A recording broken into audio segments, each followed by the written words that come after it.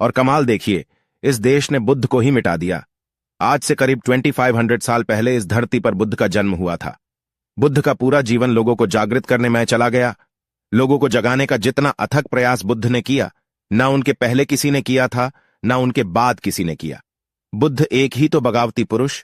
भारत में अगर कोई नमक है तो बुद्ध के कारण, कहीं कोई स्वाद है तो बुद्ध के कारण, वरना भारत तो बेस्वाद होता। आज भारत में बुद्ध को मानने वाले लोग कहां हैं? जिस इंसान से इस देश की पहचान है, इस देश का अस्तित्व बुद्ध से है, उनको ही भारत ने भुला दिया। बड़ा अजीब देश है, शर्म भी नहीं आती खुद को विश्व गुरु और महान कहने में। बुद्ध का नाश किया मुस्लिम आक्रामकताओं ने और हिंदू समाज ने। ब्राह्मण उस समय पशु हत्या कर रहे थे धर्म के नाम पर, उनको बुद्ध ने विरोध किया, तब ब्राह्मणों को सब छोड़ना पड़ा और आज वो ही लोग गौरक्षक बनकर घूम रहे हैं। बुद्ध का सारा जीवन लोगों को जगाने में चला गया। बुद्ध ने भगवान को नकारा, मूर्ति पूजा का विरोध किया और आज इनको ही लोगों ने भगवान बना दिया। दुनिया में सबसे ज्यादा मूर्तियां बुद्ध की है, ये वाकई में हैरान करने वाला है। भारत में बुद्ध को मानने वाले ना के बराबर है, और जो है वो डॉक्टर अंबेडकर को मानने वाले हैं। उनको बुद्ध से कुछ लेना देना नहीं है। इस देश के सनातनी लोगों को बुद्ध नहीं चाहिए, और जो बुद्धिस्ट है उनको बुद्ध ही पता नहीं है। ये बड़ी हैरानी की बात मालूम पड़ती है। बुद्ध ने लोगों से यही कहा कि वेद कोई ईश्वरीय शास्त्र नहीं है, कोई शास्त्र ईश्वरीय नहीं है, सब इंसानों ने लिखे हैं। ये बात सुनकर पंडित नाराज हो गए और पूरा ब्राह्मण समुदाय ने बुद्ध के खिलाफ जिहाद छेड़ दिया। आज भी लोग कहते हैं कि वेद ईश्वर ने रचे हैं।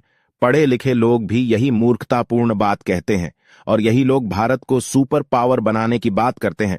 बड़ी हैरानी की बात मालूम होती है। बुद्ध ने यही कहा कि किसी पे भरोसा मत करना, अपने दिमाग से सच्चाई जानने का प्रयास करो, परखो तभी स्वीकार करो। बुद्ध ने कोई धर्म ग्रंथ नहीं लिखा। ये आज जो भी है वो बुद्ध के बाद लिखे गए हैं। भारतीय समाज एक मूर्ख समाज रहा है, जिसने सत्य को नहीं चाहा। बुद्ध पुरुषों को इस देश में नहीं माना जाता, यही इस देश की पहचान है। और फिर भी लोग खुद को विश्व गुरु, महान कहते हैं। महान कहने से देश महान नहीं होता। विश्व गुरु कहने से तुम विश्व गुरु नहीं हो जाओगे।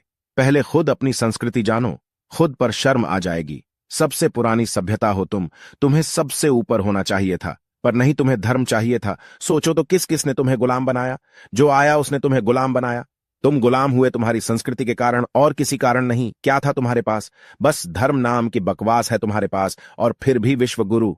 भारत का दिमाग एक सिस्टम मेकर दिमाग रहा है, जिसने बुद्ध को भगवान बना दिया, या भगवान का अवतार। यही मूर्ख लोग बुद्ध को विष्णु का अवतार कहते हैं। न इन्होंने विष्णु को देखा है, न बुद्ध को जाना है। और बुद्ध कोई नाम नहीं है, बुद्ध उसे कहा जाता है जो तार्किक बुद्धि के परे हो जाता है, जो अपने आप को जान लेता है, जो खुद पर विजय प्राप्त कर नई क्रांति करे, वो ही बुद्ध है। बुद्ध की पूजा मत करो, उनको जानो। बुद्ध ने यही कहा, मेरे जाने के बाद तुम मुझे ढूंढ ना सकोगे।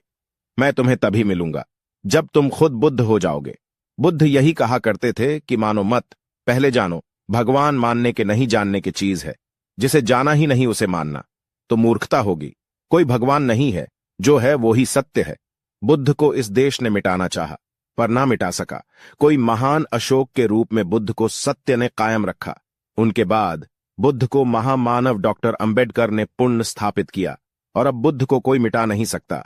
बाबा साहेब का ये प्रयास बुद्ध को फिर से लोगों के जीवन में लाना था, इसलिए उन्होंने 1956 को फिर से बुद्ध को अपनाया और संविधान के रूप में, तिरंगे के रूप में बुद्ध को उनको स्थान दिया। आज ये देश फिर से बुद्ध की पहचान लेके ही चल रहा है। यही सत्य की पावर होती है। सत्य को छुपाया जरूर जाता है, पर मिटाना संभव नहीं। आपको हमारा ये वीडियो कैसा लगा जरूर बताना, और ऐसी ही अमेजिंग वीडियो के लिए हमारे चैनल को सब्सक्राइब जरूर कीजिए। धन्यवाद।